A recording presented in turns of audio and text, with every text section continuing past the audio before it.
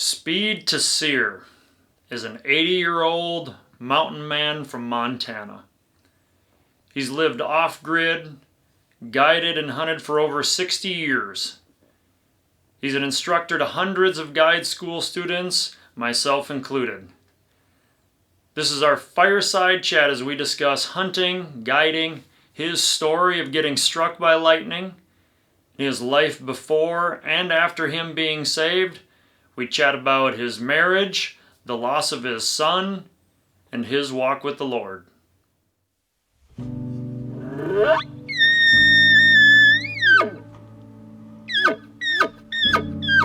You come in a canyon like this just about daylight, and you'd be walking, hiking into here or whatever, and you'd bugle. And sometimes this whole canyon would there'd just be bulls everywhere. It was great. And they're still here, but not like they were, but everything changes.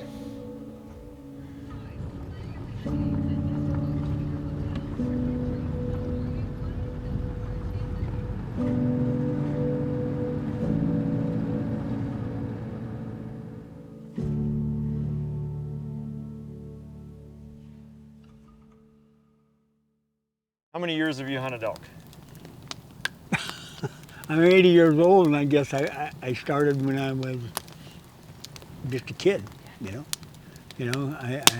then I got really serious with it when I turned 21. I got out of the Marine Corps. I went in when I was 17, and I turned 21, and I got really serious about it then. I hunted every year from that day on.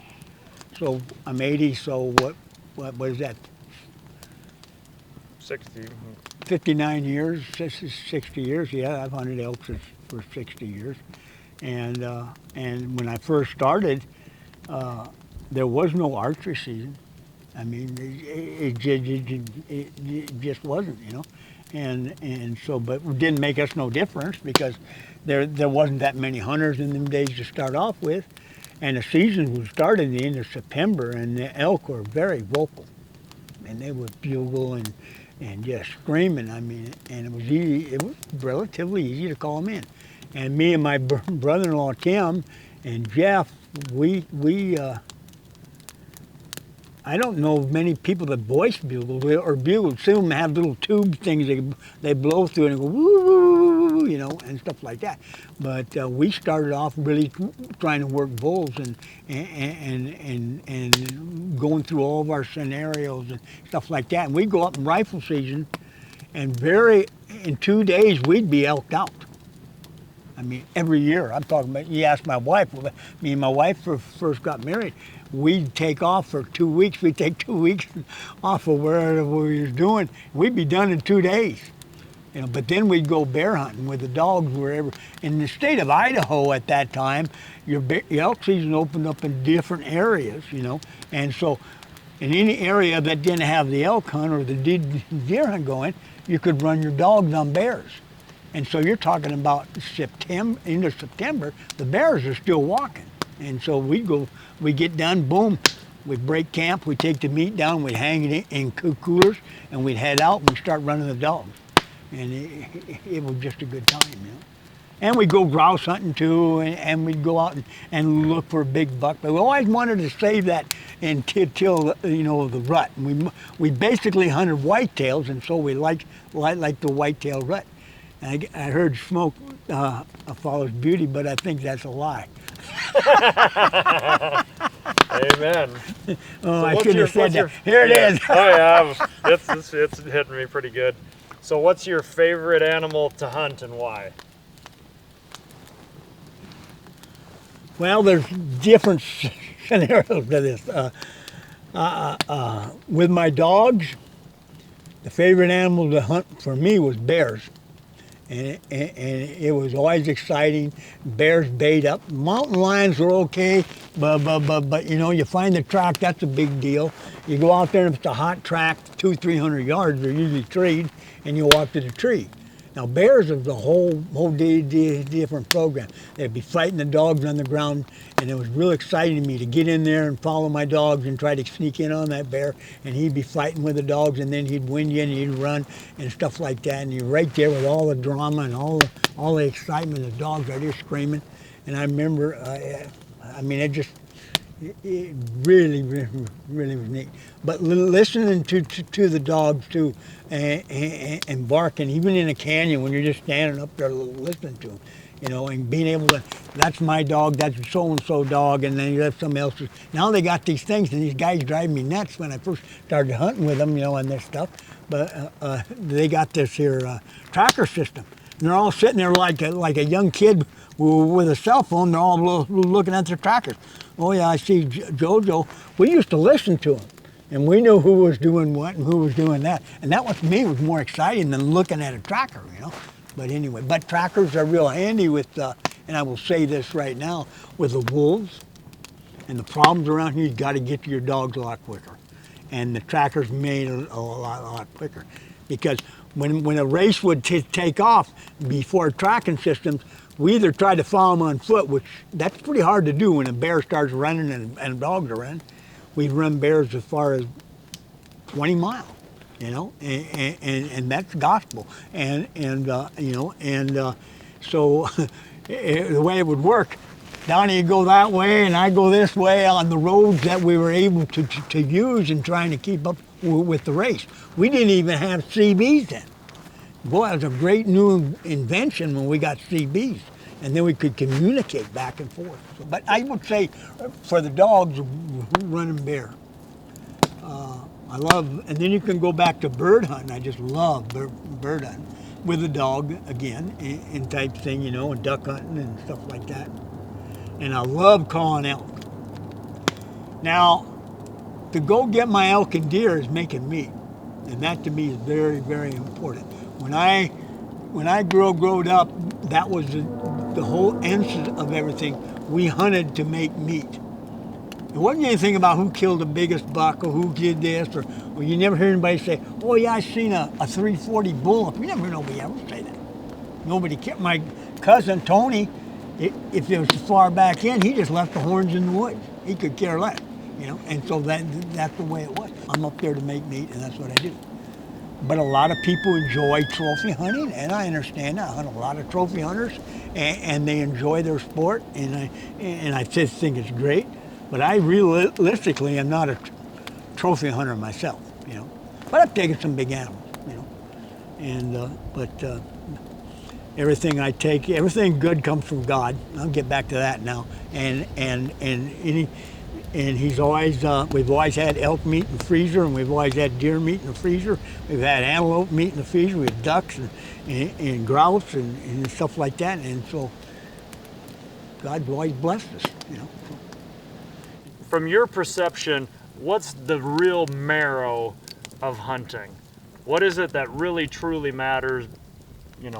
I know you'll say not the scores and all that stuff. What is it that's most valuable? Making meat. I mean, that to me is the whole issue. Making meat. I mean, you trap to what? To that you like to trap, but also to make money. And so you can do that. You can trap bobcats or coyotes or whatever. Not that them things don't need to be trapped and kept in proportion. Otherwise, we have a problem. But the whole answer of trapping is to make money. That's where trapping started, and stuff like that. And that helps to keep the predator count down. It's like running mountain lions with bears and running bears and hunting bears and et cetera like that. When we start protecting the predators to a point that is starting to hurt the other animal life, the prey, we need to readjust that. And then what happens now? All of a sudden, everybody says, "Well, we gotta protect the predators," and they're protecting the predators, the wolves, the mountain lions, everything else, and they should be to a certain extent. We don't want to have anything go extinct, but at the same time, we got to keep them leveled out to where the prey as well is doing well. But the whole essence of hunting, to me, and then when I was brought up, was to make meat. And if you talk to most doctors, they'll tell you that wild meat like deer, elk, you name it, antelope stuff is better for you than beef that's made in the modern market. So what's wrong with that? That's why I like to do it. A lot of families that live in these mountains and grew up in the mountains, that's why they really hunt. It isn't the fact that they want big horns or that they want big elk all the time. It's the fact that they're trying to make meat. And there are people that sport hunt, and I understand that. And I hunted a lot of guys that wanted trophy bulls and trophy thing, and I passed up this bull, and that's their option, you know. But they're still enjoying the interest of hunting, and I think that's important because if we don't have hunters in the woods, pretty soon there's a certain group of people in the world who will take it away from us. And so I think that's so important. So can you take us through the story where you got struck by lightning? Me and my client, we were up at the head of what they call Wills Creek, and we were up there for a 3-day hunt, which, in other words, we were staying in there in a gypsy camp that we was in, which was basically a tarp with a stretch out, and the tarp is laid out like a small tent and logs on each side and tied to, and with brown cloth and stuff like this. And he had shot at a bull and missed it more or less. And so we went and looked to make sure, and we did that. And that night, a lightning storm could come in. And we were already under our tarps and in our sleeping bags. And the lightning, and we were talking to the doctors and stuff, the lightning coming down was ground lightning. It hit the ground and it hit both of us. And it knocked me down the hill. It felt like it blowed off my legs, and I was rolling down the hill screaming. It was lightning and raining and everything else. And then everything went numb, and I was just laying there, you know, and it was lightning. And I crawled back up to the shelter in the middle of the night, and I'm hollering at this guy, and he's not answering me. And so I thought, oh man, I hope he's all right, but he never answered me. And so I laid there, and finally I found my flashlight, and I looked at my legs, and my legs were still there. And so I thought, well, my legs are still there, you know, because it felt like it, you know. I laid there and said, God, just let me die, you know, when I was laying down on the bottom. And pretty soon he said something. He said, Speed? I said, what? And he says, I can't see. I said, what? And he says, I can't see. I said, look it, I'll help you. So I got up there and I got him up and got him around, and his face was just beet red, and his long johns was melted to his chest. And so I tried to get him comfortable, and after a bit he says, hey, I can see. He said, but my right eye really hurts. And his face was really red, and I said, I want you to just lay here comfortably, and we're way back in, so I got this radio. I'd go out there and I'd put the radio up in the air and I'd holler for the lodge. And about that time, boom, boom, there'd be lightning. I'd go right back and get back in the shelter. And besides that, nobody was answering at the lodge anyway. So finally, after a while, he got more strength in, and I kept checking on him and helping him and trying to get him well. So I built a great big fire, had a fire pit like this. We had a big fire going. And the rain quit, and the lightning quit, and he wanted to get up, and we got up. He drank water, and I drank water, and he urinated, and I urinated, which was, I didn't know at the time, but was important, that the system was still working. I didn't realize I got hit in the shoulder, and it come out my calf, and I had a big, like, I had a hole right there, and then it, like, black lines were coming up my leg and stuff. So anyway, we finally I got hold of the lodge and told them, hey, we had a problem here, and Jerry was having a little hard time really understanding what I was talking about, I think. And finally I got irritated, and I said, look at Jerry, I said, I ain't just yakking at you. We got hit by lightning, me and my client both, and we're both, you know, I got hit and he's got hit and he can't hardly see in one eye, and et cetera, and his long johns. Oh, he says, and I said, you need to come get us. He says, okay, well, what is the best way for you? Well, I could have went down out of Wilkes Creek, but I didn't want to go down and have to climb back out. And there was a Highline trail that went along, and it was a little bit further, but it wasn't, it just kind of rolling. And there was a road system that came up there, and the trail crossed that. And so we're going to come out that way. We're going to leave everything here. Okay. And he still didn't, Jerry was, well, what's he all excited about, And so we headed out, and I carried his pack, and I had my stuff and too, our personal stuff, and and he wanted to carry his bow, so he took his bow, and I had my bugle, and we're walking out, and we're about 2/3 of the way out, and I just had an urge, and I do that, and I bugled, and this bull just cranked on me. And I looked at him, I goes, no, we're going to keep going. I was thinking, I wish I would have never done that before, He said, yeah, you're right. When we got to the road, Jerry was there with Nick. It's daylight now? It's daylight. Oh, yeah, we didn't move until daylight. When I got there, they were waiting, and they're standing there, and we come walking out of the woods. They said we smelt like a burnt out breaker box. I said, man, and then they could see his long johns and everything else. But now Jerry got excited. And they got us in the rig and took us to the doctor's office, and the doctor went through a bunch of stuff and did a whole bunch of tests and wanted to know if we did this, and did we urinate, and did we do that and stuff, and so they did a lot of testing. So they advised us not to hit the bush, so the rest of the week me and him drove around, road hunted and stuff like that. But and we didn't leave till like 9 in the morning and stuff. But and he did lose partial eyesight out of that eye. And so. You think it had any long-term effect on you, or? It had a long-term effect on me as far as lightning. I tell you, I was in the back country one time and sleeping on the ground type thing, and all of a sudden it's about midnight, and all of a sudden I heard him start to rumble. And that started to make me nervous. Then I heard lightning. I ran another 3 miles or whatever it was, all the way out there to the van, and I got in the van and slept in the van. And so, I had been out there in a lot of lightning storms and never bothered me. So I just about got over that, and we went to Madison to do an environmental impact with horses and camping in the back country. We got out there and we turned all the horses loose to graze except 2. One was mine, and they were hobbled. And this storm could come over the mountain, it was hailing and the lightning again. I'm in my Snowy River coat and my Western hat like, I used to wear and stuff. And I'm sitting down there like that, and it's hailing, and I'm lightning all over me, and I'm going, oh, this is, I'm really not in a good mood about this.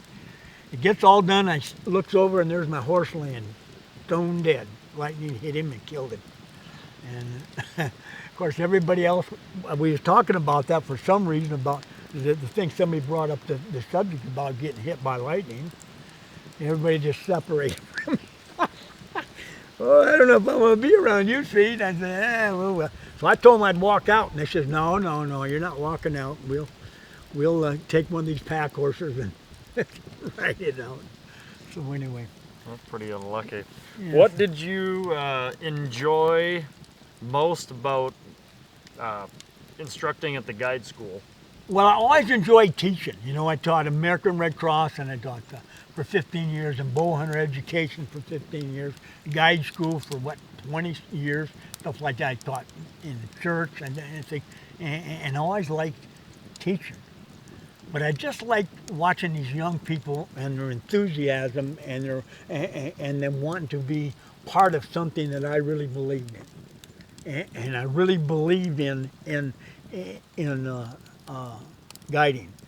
I thought a professional guide should be a professional guide, and so I think that was really important. And the biggest thing you want to teach them, in other words, we need professional guides out there that have ethics, hunting ethics, all this kind of stuff, and also are there to take care of their clients.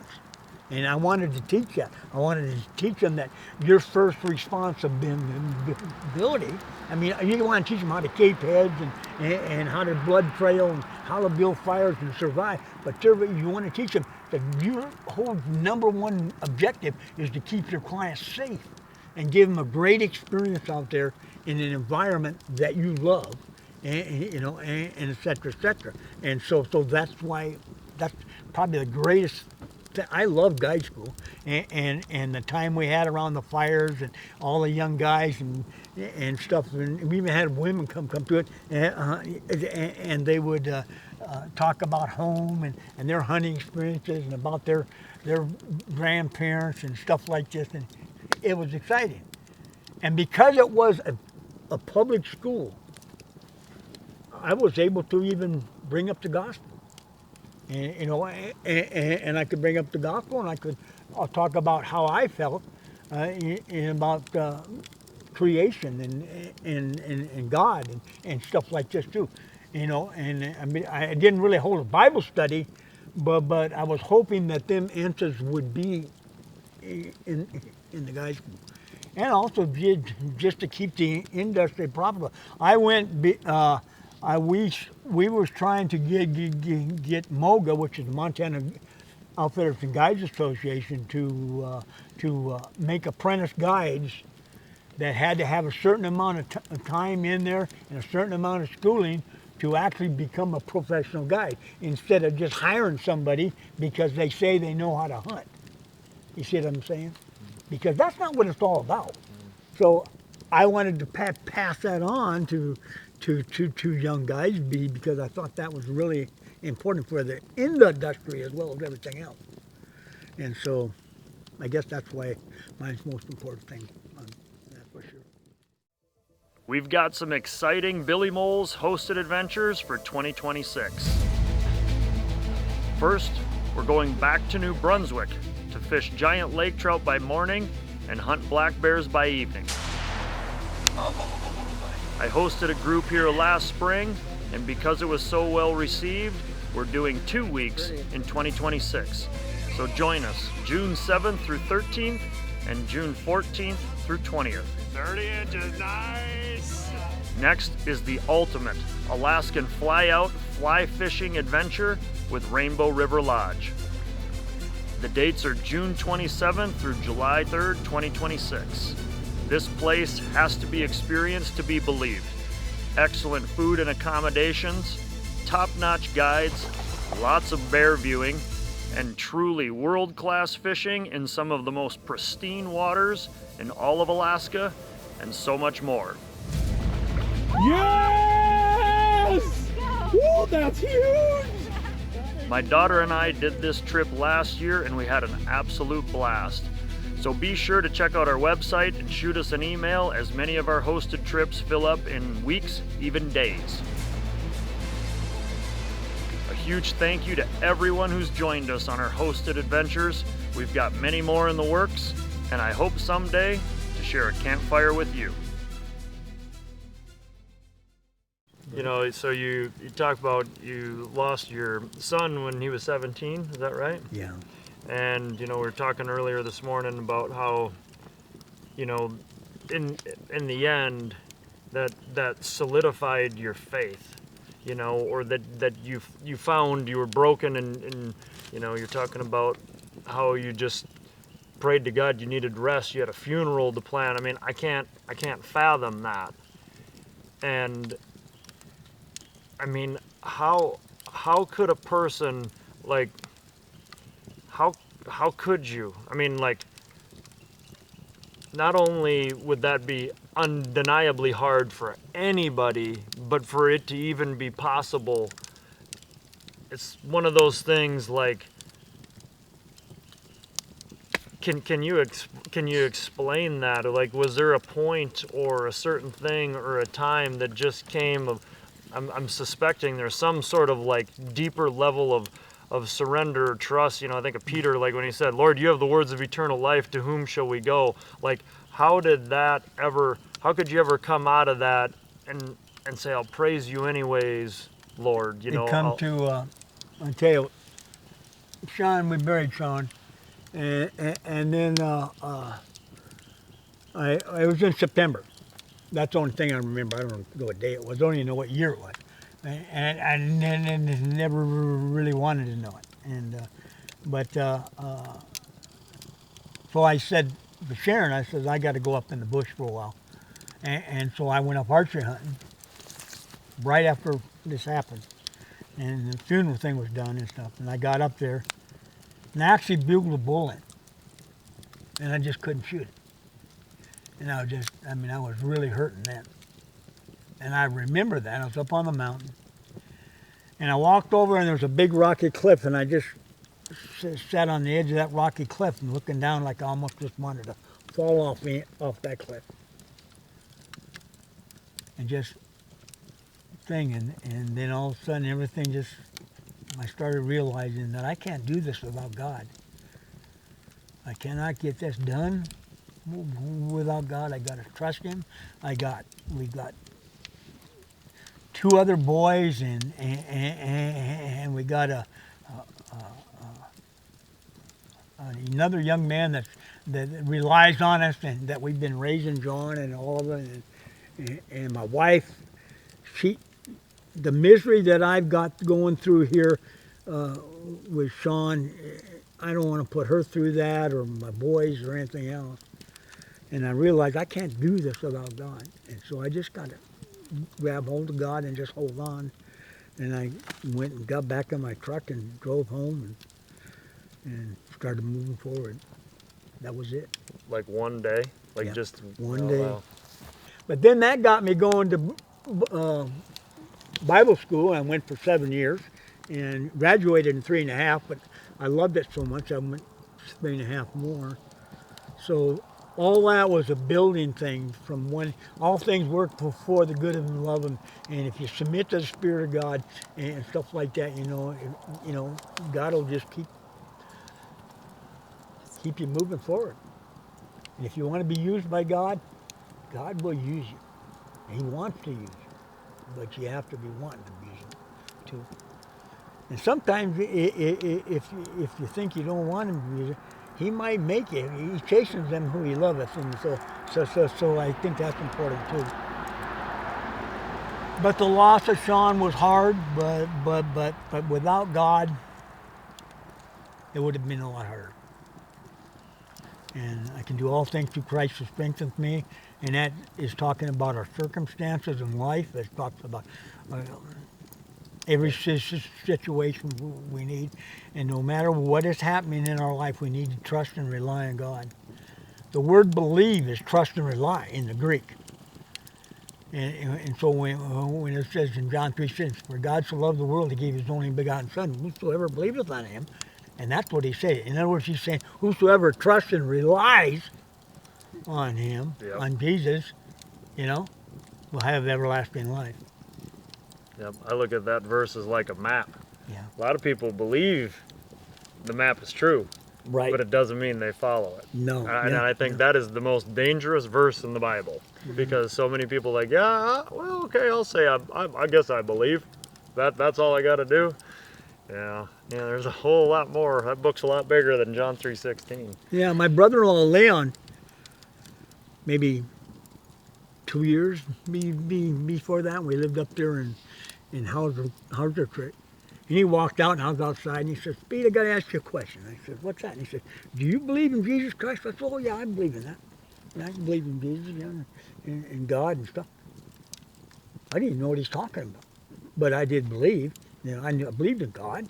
I told you that before that when I was a child, my grandma took me to Sunday school all the time, so I knew there was a God, but I didn't know anything about it. I didn't know what it meant to trust and rely on God, because I trusted and relied in me. And so that all had to change. And so it was, that circumstance come in my life, and it was a tragedy. And because I trusted and relied on God, God pulled me through it and opened up other doors and other situations. And I mean, when I loved hunting from the time when I was a kid. I loved hunting. I'd go out hunting by myself, and had an old 308 lever action Savage. I bought it from a sporting goods store, and I could pay so much a month on it. You lay them away, and then lay away days, you know. So when I was a kid and I was working, and so I'd pay him $10, and I finally owned the thing. And I always loved it. But before I submitted to God, I loved hunting was my God. Yeah. Everything was about my hunting, you know. Everything I thought, I did, I talked about, I dreamed about was hunting. I want to hunt, I want to hunt, I want to hunt, you know, and every season. And unfortunately, it didn't really mean that I was the greatest law-abiding citizen in the world either. But that's a different subject. But anyway, but I loved hunting. When I got saved, that became traumatic. And so all of a sudden I realized, you know, God tells me to love thy Lord thy God with all the heart and all thy mind and all the soul, and I do. But that makes him number one. And then my family is he says love your neighbors yourself. And that is part of my family too. And so my family is more important than what I want. And so is everything else. And these people that are lost and struggling and they're on drugs and they're doing a lot of stupid stuff I used to do, I can't look down on them. I don't like what they're doing, but I didn't like it when I did it. And probably a lot of people hated it when I was doing it. But I need to love them. I should love them enough to care that they don't go to hell. And so I think that's important. When I went in the Marine Corps, that whole project changed, and I, you know, that was a shock to my soul. Even though I'd been on my own probably since I was about 15 anyway, and working and stuff like that, and I got in trouble, and I ended up in the Marine Corps because the judge thought it would be a good idea that I joined the military. And so I went in the Marine Corps, and so it's what it was, you know. But Was the judge right? yeah, it gave me a lot of work ethics, and I'm not bragging about it, but I've always liked to work, and so anybody that knows me, that's been around me, knows that I'm not afraid of work, and I like working. I like the fellowship of working. I like going out there working, guiding, and I love out there building houses, and I love working in the sawmills, and I mean, and I like the camaraderie of it, and I looked excited a lot of times.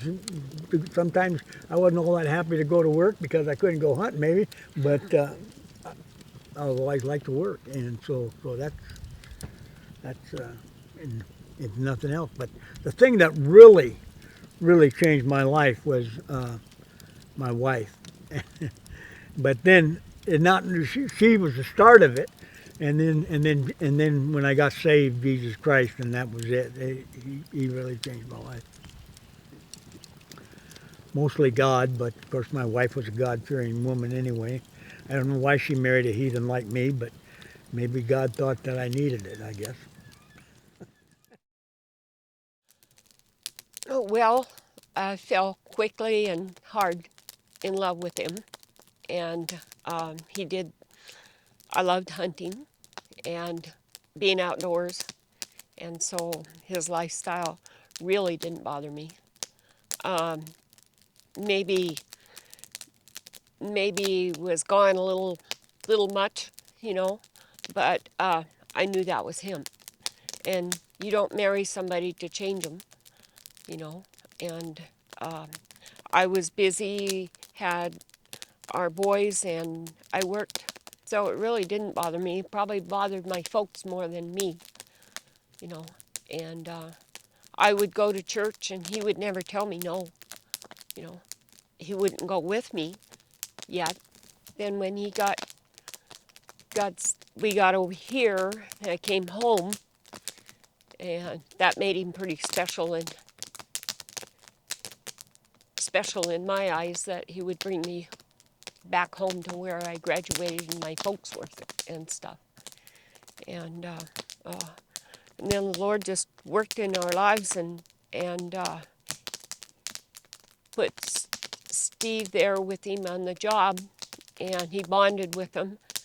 And I started hunting, and he would read the Bible because they shut the mill down, and he would do his nightly checks, and then he would read the Bible.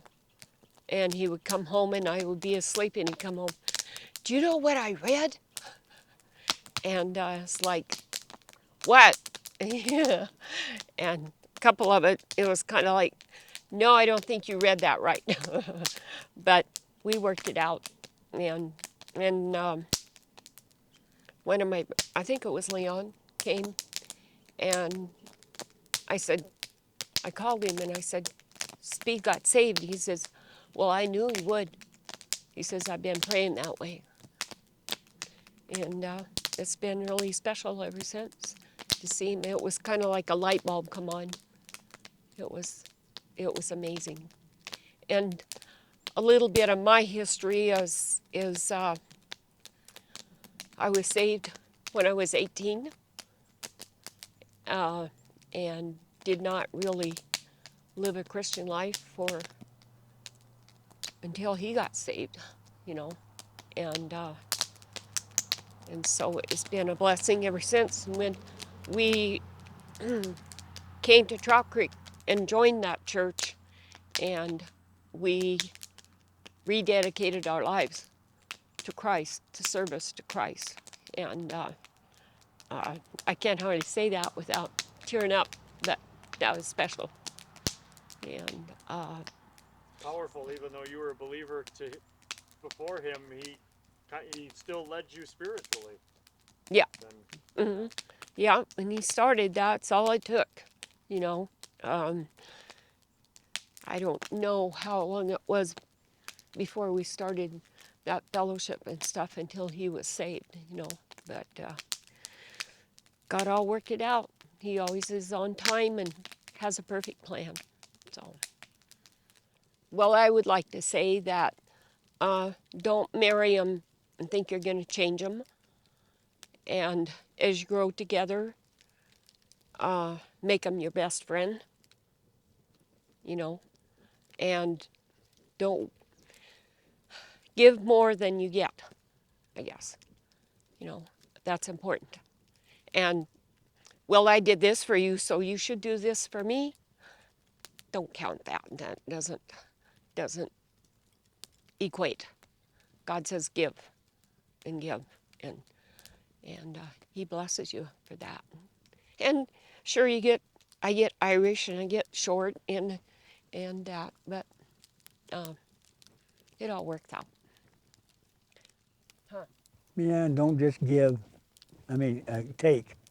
You got to give too. And so that's really, really important. But get right down to it, it's really hard to work it out right without God. That's what it is, you know, and it's so same. But at the same time, if you are unevenly yoked, the big thing you want to do is just keep praying for that person. That's what you need to do. You got to keep praying for them, and you don't want to browbeat them or anything like that. But you have to be an example, but you have to be a loving example, and that's what my wife did. My wife, when I married Sharon, I was, I don't need to go into that, but I was a very bad person in a lot of aspects. And I thought I was all right. But when I married her, I felt this is the best thing I'll ever get, and I better not blow it. And so I was very careful on that aspect of her. And so I was very careful not to make her mad, except once. She threw the keys at me. And that really stunned me, and I thought, this has got to quit. And you know, that has something to do with me quitting drinking altogether too at one time. So then that was it. I haven't had a drink since 1980, and I don't even want to drink anymore. And if you're going to get married, don't get married over infatuation and stuff like that. Be sure you like the person, know the person. Got to have a soulmate, Mm-hmm. you Yeah. know. So anyway, yeah, we've been married going 48 years, and I've been saved since 1980, and I'm never going back on that, and I'm never going back on my marriage either.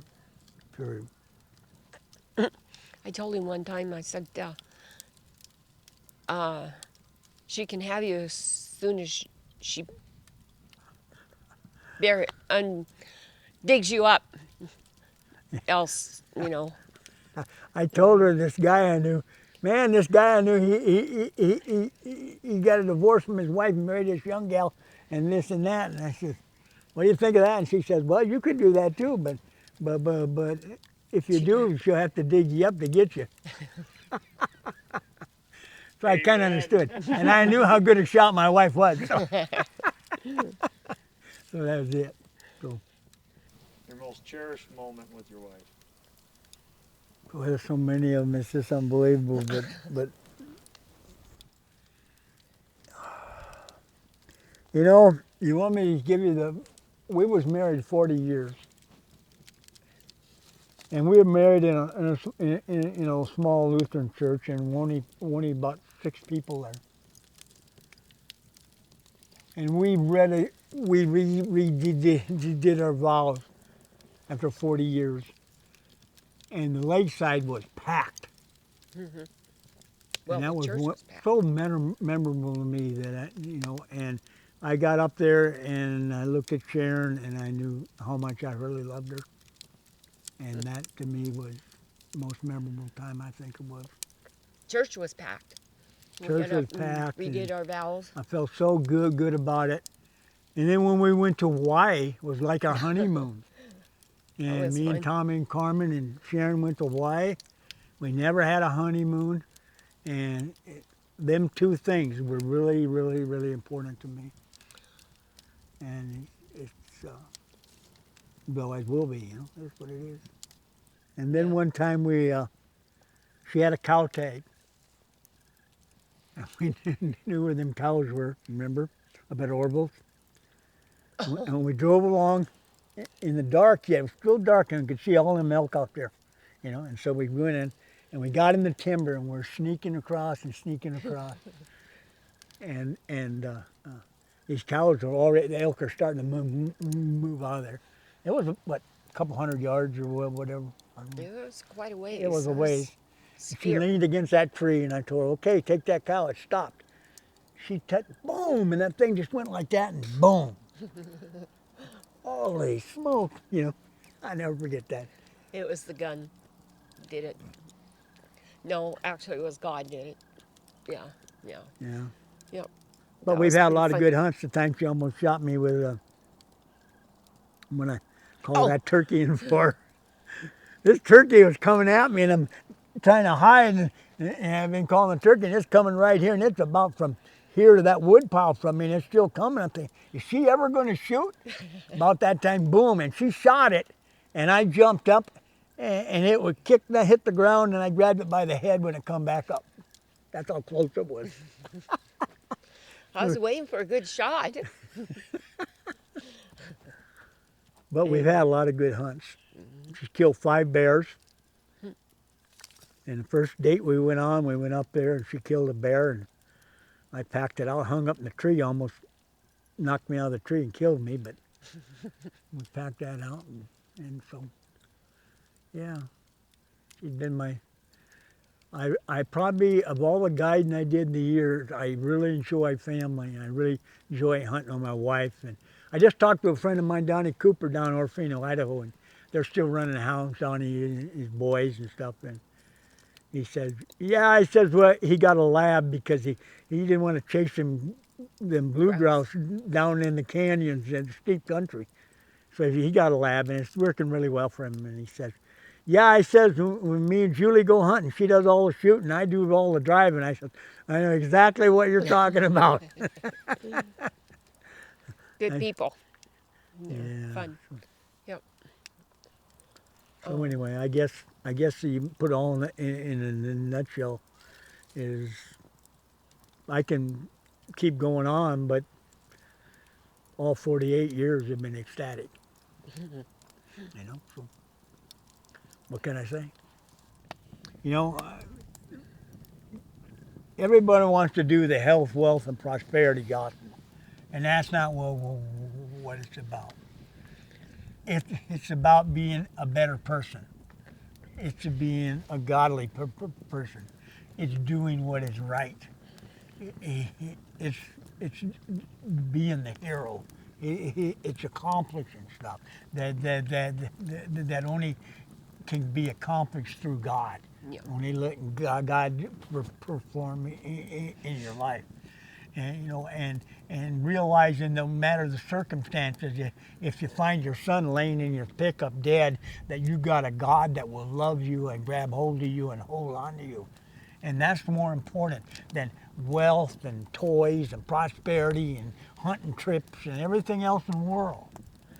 And what's really neat is if you got a loving family, you got brethren, and I'm not talking about Sharon and the boys and all this. I'm talking, or Tommy and Carl. I'm talking about brothers and sisters in the Lord. I mean, you can walk down the street and walk up to somebody and talk to them a minute, and the minute you realize this person is my brother, or this person is my sister, and you can feel that. And sometimes I think we shortchange that. We got so many brothers and sisters and stuff like this, and some churches trying to hide themselves away from other churches, and I don't understand that unless if they have doctrinal issues and one of them is false teaching. Of course, we want to stay away from it. But when we have brothers and sisters who believe in the gospel and believe in the way that we believe and believe in what the truth says in Jesus Christ and in the Bible, we need to reach out. You know, we rebuilt this church, and all these people come from different Baptist churches all over the world, nation. Mm-hmm. And I never met so many nice people, and they were just immediately, oh, nice, and it felt so good to think people actually like me now, you know. And so, but they don't like me; they love me, and because they realize that I'm a child of God, and I tell you, it's that I could throw John 3:16 and all that stuff at somebody, but I tell you what, the peace that you get and the confidence that you get, and there is so much better life having Jesus in your life, you know, within you. Now, you might be sitting in prison because of it, and they might want to cut your head off. But I just look at this life. I'm 80 years old. How many more years do I really have? This is really a short trip of eternity. And that's what's really, really, really important. And so I want to spend eternity with God. I want to spend eternity with my brothers and sisters and children of God.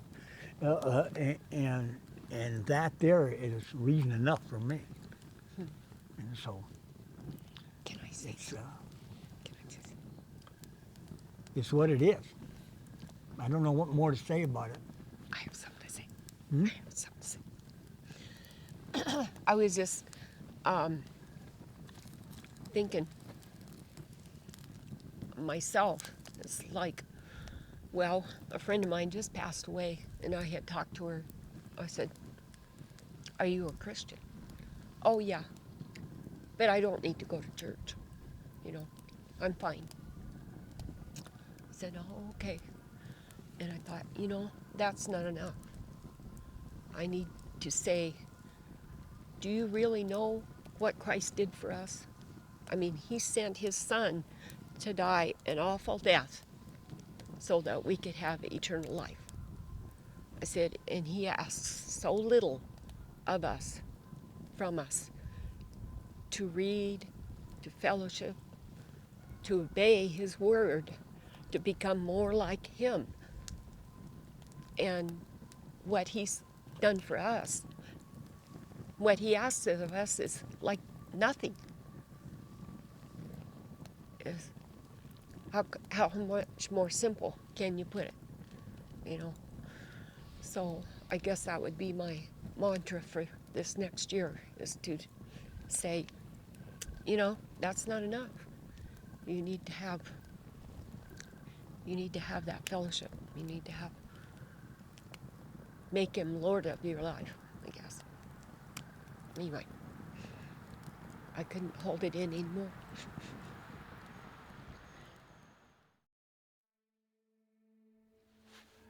When I left home in Turtle Lake, Wisconsin, Clayton was the next town. 5 miles away, I broke down and cried before I hit Clayton because I was scared. And made it through the Dakotas and went through Yellowstone, come up through Montana, and the closer I got, I knew I was getting close to Trout Creek. There was a nervousness about me, like, holy smokes, I'm actually doing this. Can I do this? And some of those same fears, not really to the same degree, because I believe I walked through so many of those obstacles and fears and insecurities, but it is kind of similar now in that I had no idea where I was going. I knew I wanted to go to Alaska. I half-heartedly believed I'd actually get there. But it's a similar journey now. But what I found in the Alaskan wilderness, that in order to find your true strength, you've got to come to the end of yourself. And Scripture says that when we are weak, he is strong. And that's confirmed from Tommy Speed here on this story. When they came to the end of themselves, all the things that I can do this, because I built a lot of confidence, you know, get 10, 15 years as an Alaskan guide, and all of a sudden you start getting a little bit of recognition, and you kind of know what you're doing, things kind of fall into place, and man, that's a pretty good feeling, right? And then all of a sudden the body starts breaking down, and things are a lot harder than they used to be, and you scratch your head a little bit, and you start looking around you, and you realize, holy smokes, I can't keep this up. To go through that process, as painful and hard as it is, and nobody really wants to do it, but it's just like one of those swamps in Alaska that you gotta trudge through. There's nobody that can help you through it in a physical sense. And when you get to the end of what you can do on your own, and you surrender yourself, and you truly repent and realize your own brokenness, your sin, your selfishness, your pride, your ego, and you let that go, and finally just surrender to God and just humbly tell him, I'll go wherever you want me to go. I'll do whatever you want me to do. And the title, Trust the Guide, the title just, when I thought about, okay, all right, God, I'm doing it. I'll do whatever you want to do. And I knew what he wanted me to do, and that was go into ministry. And I just said, what would I call it? Trust the Guide was there just like that. And that's exactly, I can think of no better way to describe it. It's just like, yeah, my plan is just like a hunting trip. My plan is to go this direction, but as soon as the wind changes, you got to alter your course. And that is a beautiful thing. And if I learn anything from Speed and Tommy, it's just that. You got to watch the wind. And the Bible says that the Spirit is like the wind. You don't know which way it blows. And Scripture says, who are we to make plans and to say that we'll go into such and such a place and we'll make money and we'll make a living for ourselves? Who are we to say that? Yeah, we can often do that in a physical sense, but in the end of that is nothing. Apart from him, we can do nothing. Our life is but a vapor. And look at what I'm able to do. The people that I'm able to spend time with. The places that God has blessed me to see, and the people that he's brought into my life. It's more than any one man deserves. And what's funny is, just like what Tommy said, if you obey him, the blessings will just keep coming. And it almost seems unfair. But how simple is that? And even yet, I'll be the first to admit, there's still work to be done. There's still things that I don't even really recognize necessarily. Undoubtedly, I'm not prideful enough to know that there's still going to be a fork in the canyon that I'm going to come to, and I'm going to want to go left, and God's going to be telling me to go right. And all I'm going to see is the waterfall or the fire or the rocks. And there's probably times where I'm going to go pick the wrong side. I'm not going to deny that. But I think that's the beauty of following Christ, is it absolutely is an adventure. And I've been around the world, and I believe it's the greatest adventure any of us are ever going to know.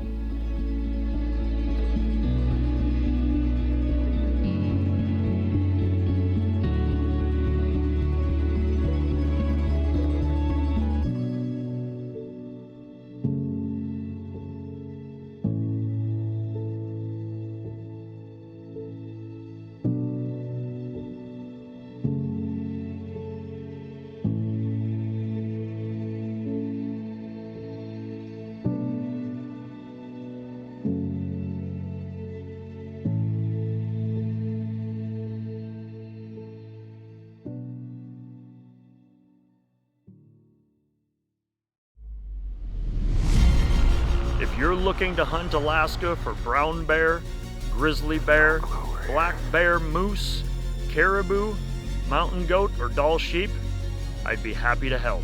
Oh, that was fun. My guiding availability is limited, but I've got a network of outfitting partners across Alaska who can give you the adventure of a lifetime.